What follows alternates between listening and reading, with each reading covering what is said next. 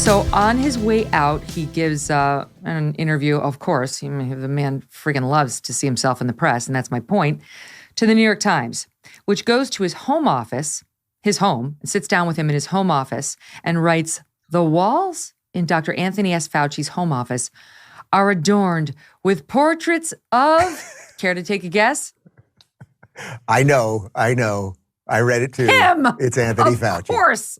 Him. And it's not even him with Fidel Castro like you'd probably see in Barbara's house. It's just him. It's portraits of him drawn and painted by some of his many fans. He seems a little uncomfortable with people knowing about the pictures. He said previously when they were captured on camera, the quote, far right attacked him as an egomaniac. Well, I'm not far right, Dr. Fauci, and I definitely think you are an egomaniac and that you're pathetic for adorning your walls with pictures of yourself. And by the way, your side of the aisle said this about Trump about 10,000 times when they got to look at his office and all of his magazine covers of himself on its walls. I mean, Fauci literally said, when you criticize me, you are criticizing science. That is right out of Chancellor Palpatine in Star Wars. I am the Senate. It's funny. I was thinking when we went to commercial break, I was like, wait a minute, how many pictures of me do I have around my house?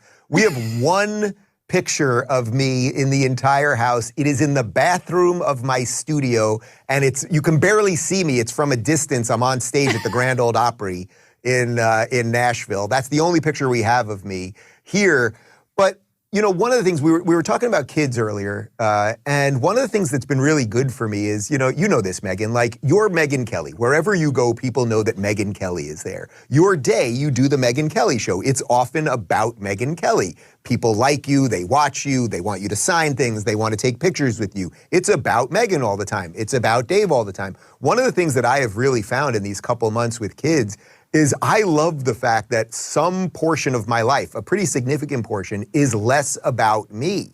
That's not to denigrate the work that I've done or doing a show that has my name in it or anything else or any of the things that you've done. But one of the trappings, and I think this is what Barbara was sort of talking about earlier, one of the trappings of doing something for yourself is then it can almost become too much about you.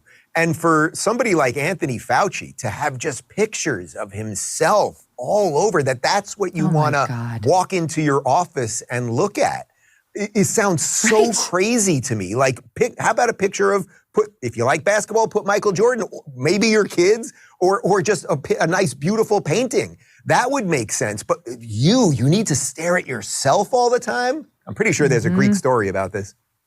Honestly, it's why, I feel blessed to have the mother I have. My mother would never let my ego get out of control like that, ever. She would always keep it in check with some gratuitous insults, which I laugh about, but honestly, they're kind of important. You do have to build your kid up, but then not too big. You have to keep your kid humble too and recognize that he's not God's gift. Anthony Fauci thinks he's God's gift. And that led to a lot of serious problems that we're all still dealing with today, some of which are reflected in the Twitter file reporting that David Zweig has been doing now as a result of Elon's trickle of information out of Twitter. And that leads me to my next point, which actually relates to you as well. We've been getting the Twitter files, the suppression of Trump, the shadow banning of certain conservatives, depressing certain conservatives' tweets so that they wouldn't be well seen and so on. And now we get the Twitter file reveal on COVID and, the coordination that Twitter was doing with the White House, which considered itself very angry about the misinformation coming out there. And now we learn from David Zweig's reporting, misinformation just meant you disagreed with the CDC. Yep. And that bots programmed by some twit at Twitter who knows absolutely nothing and 100% does not have a medical degree would then suppress legitimate, thoughtful tweets from people like Harvard medical doctor Martin Kulldorff, one of the great Barrington Declaration doctors, who would say, if you've already had COVID, you actually don't need the vaccine, particularly not if you're a child. Suppressed, misinformation. The bots at Twitter, again, programmed by some 20-year-old know-nothing, suppress a Harvard MD. That's what we're learning. You could say it's no big deal. You could say it's old information because we suspected it or we saw some of it firsthand. But this is an outrageous story. And it was being done at the behest of the White House, which had its hands all in there, like the doctor who goes in with the gloves, all in there in Twitter's business and in our private/public conversations. Can I tell you what I'm more concerned about related to this? Because I know as you're telling me this, you're not surprised by this, and very few members of your audience are surprised by this because you've been talking about this sort of thing. Same thing on my show. Yeah. My audience is not shocked by the Twitter files, nor am I shocked because we kind of knew, right? Like we all kind of knew. Let's think back to what? It's about a year and a half ago, Jen Psaki doing her White House press secretary thing when she said, and I quote, "We flag," that's what she said, "we flag posts for these tech companies." Well, if you flag posts as the administration, now we can get lost in the word flag, and they love a lot of this because we get lost in the words. But if you are someone at the administration, or you're at the FBI or the CIA, and you call Facebook or Twitter, and you don't say to them, "Hey, you gotta take this down," but you say, "Hey, we see this stuff on your site. We want you to take a look at it." It's the ultimate mafia move.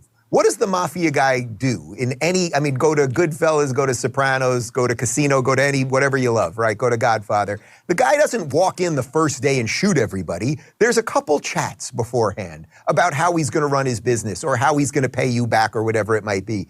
And that, in essence, is how the government is acting. So you take a phone call from someone at the government, and then you start walking around Twitter going, "Guys, we've been having these calls and now we've seen all the emails."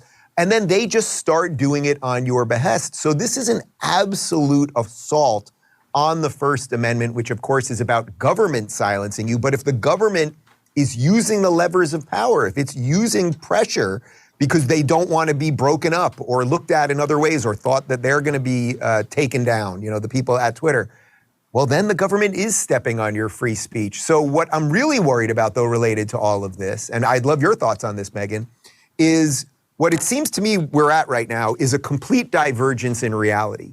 So you have a certain amount of people that see the Twitter files, they've been paying attention, and they're awake as opposed to woke, and they're seeing what reality is.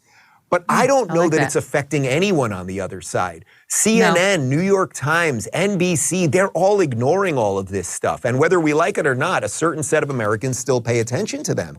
So who has the Twitter files actually woken up? Maybe it's sort of given us more fuel, right? And our viewers more fuel.